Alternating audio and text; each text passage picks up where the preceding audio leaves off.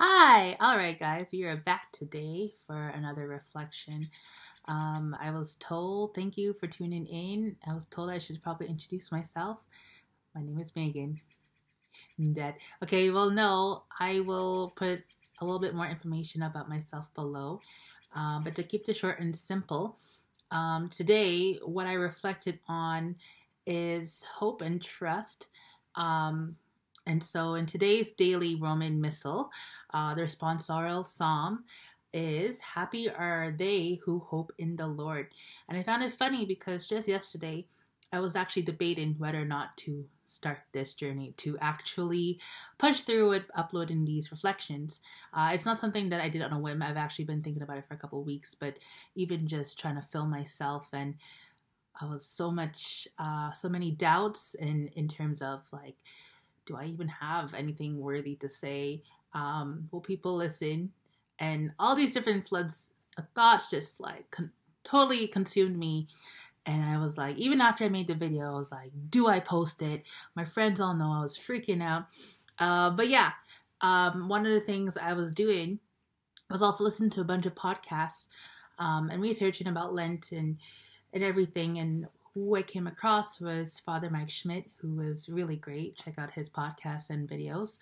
Um, and one of the things that I was reflecting on from his podcasts made last year was about how the Israelites, why they didn't enter the promised land right away and how they needed to fast because essentially of their lack of trust. Their lack of trust that God will provide everything that they needed, including the means to enter this holy land, including that they would overcome a greater powerful people against them. Like there's so many factors that were against them, but the Lord had already led them so far out of Egypt, and he wouldn't just leave them out there. He doesn't call you out there just to leave you abandoned. And that was one of the things that I really had to internalize and still trying to learn about myself, is that God doesn't call us out out of our comfort zone for no reason. He doesn't allow us to try to grow with Him only to fail us. And so when we say yes to God, we need to give a full hearted yes, which includes our full trust. And so that is what I am trying to do, is trying to trust. And one of the things that I hope to be one day is to become a saint. And that in itself is a crazy idea. But, if we believe that we're called to holiness, which is the first vocation of us all, through the virtues of our baptism and everything, we have to trust that the Lord will allow us to achieve sainthood if we simply try.